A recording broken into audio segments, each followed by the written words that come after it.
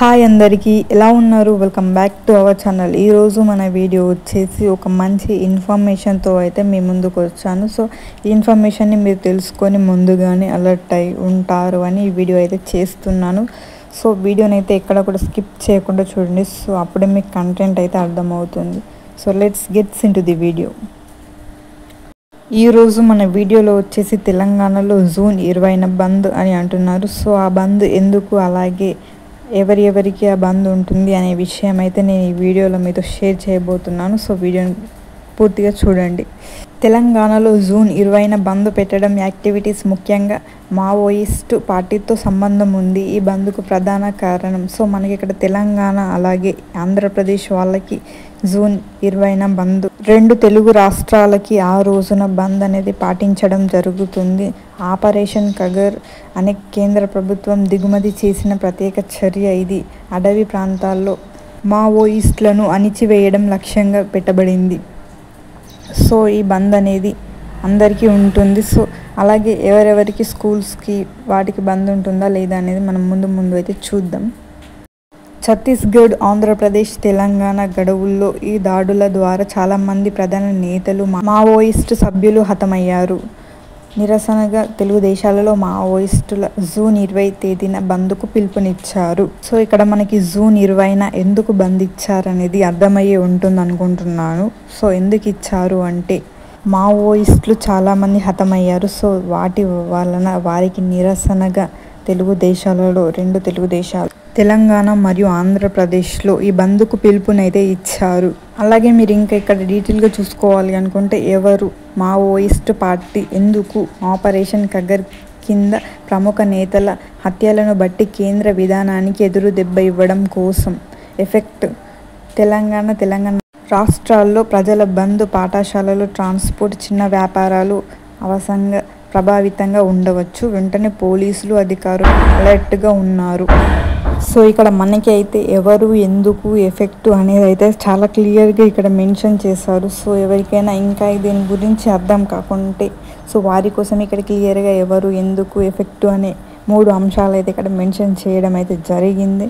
Next ఇక్కడ మీరు చేయవలసినది, బంద్ రోజు మీరు చేయవలసినవి కొన్ని ఇక్కడ ఉన్నాయి. సో అవేంటి అనేది చూద్దాం. ఈ రోజు అనుకున్న విధంగా బంద్ ప్రకటన ఉంది అని జనరికల్ అప్డేట్ చేత రోడ్లు, బస్సులు ఆగిపోవచ్చని భావించండి. ప్లాన్ మార్చుకోండి. అవసరమైన పని ఉంటే ముందుగానే పూర్తి చేసుకోవడం మేలు. స్థానిక సమాచారానికి ట్రాఫిక్, స్కూల్స్, క్లుప్పి, వర్కింగ్ ఆఫీసులు, న్యాయమైన ప్రామాణిక వార్తా ఛానల్స్ లేదా అధికార వర్గాల ప్రకటనలను అనుసరించడం ఉత్తమం. సో ఇక్కడ ఇచ్చినవి అయితే మీరు పాటించాల్సి ఉంటుంది ఆ బంద్ రోజు. తెలంగాణలో జూన్ 20న మావోయిస్టులు పిలిచిన బంద్ నేపథ్యంలో ప్రజాదరణ ఉన్న ప్రాంతాలలో రోడ్డు, బస్సు, వ్యాపార, పాఠశాలలు వంటి సాధారణంగా బంద్ దండంగుల కారణంగా తాత్కాలిక సెలవు తీసుకునే అవకాశం అయితే ఉంది. వాస్తవానికి 20న తెలంగాణ మొత్తం బంద్ అని గతంలో పెద్దగా ప్రచారం జరిగి రంగాలలో అధికారులు అలర్ట్ అయ్యారు. ఇక్కడ బంద్ ప్రభావం దేని మీద ఉంటుందనేది చూద్దాం. ప్రభావం, వ్యాపారులు, ప్రభుత్వ కార్యాలయాలు, ప్రైవేట్ సంస్థలు తాత్కాలికంగా మూసివేత చేయవచ్చు. పాఠశాలలు, ముఖ్యంగా ప్రభుత్వ వీలుగా ఉన్న పాఠశాలలు లేదా ప్రైవేట్ స్కూల్స్ విధంగా భద్రత లేకపోవడం, తాత్కాలిక సెలవు జారీ చేయడం మొదలైన వాటితో బంద్ దేవడం సాధారణం. కూడా గమనించవలసినది, కొన్ని ప్రైవేట్ స్కూల్స్ ప్రత్యేక పరిస్థితుల్లో తమ నిర్ణయం తీసుకోవచ్చు. అధికారుల సూచనల ఆధారంగా ఎమర్జెన్సీ సెలవు జారీ చేయవచ్చు. సో ఇక్కడ మనకి స్కూల్స్ కూడా హాలిడేస్ ఇస్తారు అని మనకి ఇక్కడ మెన్షన్ చేశారు. అలాగే కొన్ని స్కూల్స్లో మాత్రమే ఉంటుంది అని, మరికొన్ని స్కూల్స్లో ఉంటుందో ఉండదో తెలీదు. సో స్కూల్స్ వాళ్ళని కాంటాక్ట్ అయ్యి మీరు కన్ఫర్మ్ అయితే చేసుకోవచ్చు.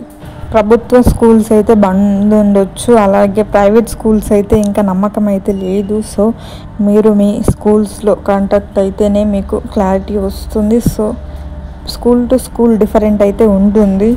ఒక స్కూల్లో ఉంది కదా అని వేరే స్కూల్లో ఉండే ఛాన్స్ అయితే లేదు. ఉండొచ్చు, ఉండకపోవచ్చు. సో మీరే మీ స్కూల్లో అడిగి తెలుసుకోవాల్సి ఉంటుంది. సో ఇది అన్నమాట స్కూల్కి సంబంధించి.